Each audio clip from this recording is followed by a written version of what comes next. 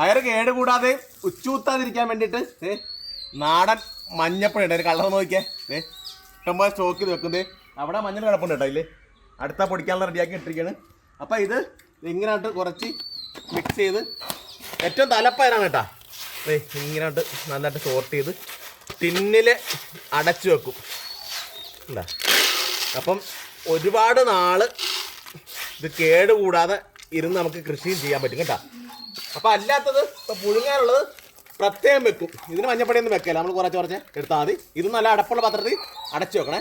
ഒറ്റ കല്ല കിടക്കുന്ന പയർ നോക്കിയേ, 4 എണ്ണമാണ്. അതെ, ഈ പയറാണ് നമ്മൾ വിത്തിനായിട്ട് മാറ്റിയിരിക്കുന്നത്. പയറും എടുക്കു പറ്റുന്ന സമയത്തായാലും ഇങ്ങനെ ഒടിയും പൊളിയും ഉണ്ടെങ്കിലുണ്ടല്ലോ, അസാമാന്യ ടേസ്റ്റ് ആയിരിക്കും. പയറിൻ്റെ കളർ വരുന്നത് ഇതാണ്. അപ്പം മൂത്ത് വരുമ്പോൾ കളർ കുറച്ചുകൂടെ വൈറ്റായിട്ട് ഇരിക്കും. ഫുള്ള് ഈ ഒരു പരുവത്തിൽ ഫുള്ള് ഉണങ്ങിയിട്ടാണ് നമ്മൾ വിത്തിനായിട്ട് ശേഖരിക്കുന്നത്. അതായത് സ്റ്റാർട്ടിങ് സ്റ്റേജിലുള്ള പയർ നമ്മൾ പയറായിട്ട് തന്നെ ഒടിപ്പയറായിട്ട് തന്നെ പറിച്ച് കൊടുക്കും. അപ്പോൾ അത് കഴിഞ്ഞൊരു 1-2 വിളവെടുത്തതിന് ശേഷമുള്ള പയറാണ് നമ്മളിങ്ങനെ വിത്തിനായിട്ട് നിർത്തിയിരിക്കുന്നത്. കണ്ടോ, ഈ അറ്റം വരെ ഉണക്കി സൂക്ഷിച്ചിരിക്കുകയാണ്. ഏകദേശം ഒരു 10-100 കിലോത്തോളം പയറാണ് ഓരോ വർഷവും ശേഖരിക്കുന്നത്. മറ്റുള്ള പയർ വെച്ച് നോക്കുമ്പോൾ ഈ കുറ്റിപ്പയർ നല്ല ടേസ്റ്റാണ്. ഇത് കണ്ടാ കാമ്പ് വലുതാണ്.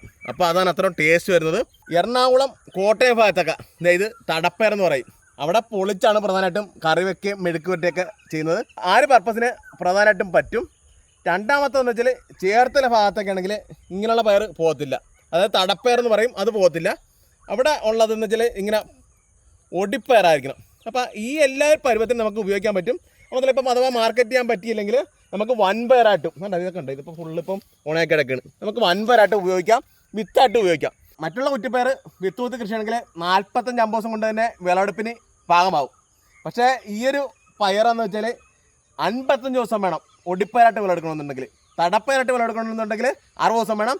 വിത്ത് പയറായിട്ട് വിളവെടുക്കണമെന്നുണ്ടെങ്കിൽ 75-80 ദിവസം മതിയാവും. ചെടിയിൽ നിന്ന് തന്നെ ഉണങ്ങിയ പയർ വിളവെടുത്തിരിക്കുകയാണ്. ഇനി ഇതേ വെയിലത്തിട്ട് ഉണങ്ങിയാൽ ഇത് പൊട്ടിക്കിട്ടുള്ള ഇപ്പം നിരത്തിടാം. ഇത് 2 ദിവസം ഉണങ്ങുമ്പോൾ തന്നെ കുറേയൊക്കെ തന്നെ പൊട്ടിയിട്ടുണ്ടാവും. അപ്പോൾ നല്ല വെയിൽ കൊണ്ട് ചൂടായി കിടക്കുന്ന സമയത്ത് നമുക്ക് ഇങ്ങനെ കുറച്ച് ഇട്ട് ഇങ്ങനെ നല്ലാക്കി ബാക്കിയോടെ പയർ വിട്ട് കിട്ടുന്നേ. അപ്പോൾ നോക്കിയാൽ ഇതാണ് വൻപയർ. ഇത് മാസങ്ങളോളം കേടുകൂടാതിരിക്കും കേട്ടോ. പയർ നല്ല ചൂടായി കിടക്കുന്ന സമയത്ത് തന്നെ ആണെങ്കിൽ പെട്ടെന്ന് പൊട്ടിക്കിട്ടും. തണുത്ത് പോയി കഴിഞ്ഞാൽ പിന്നെ പാടാണ് കേട്ടോ. അതെ ഇപ്പം നോക്കിയാൽ ഇവിടെയൊക്കെ ഫുള്ള് പയറായി. അപ്പം ഇത്രയും പയർ ഉണങ്ങിയപ്പോൾ ഇതിനകത്ത് കുറേ വിത്തുകളുണ്ട് കേട്ടോ. ഇതാണ് വിത്ത്. ഇത് നമുക്ക് കൃഷിയും ചെയ്യാം, പുഴുങ്ങിയും കഴിക്കാം. പയറിൽ നിന്ന് വിത്ത് ചേർത്തിരിക്കുകയാണ്. ഇത് എല്ലാം വെയിലിട്ട് ഉണക്കിയെടുക്കണം.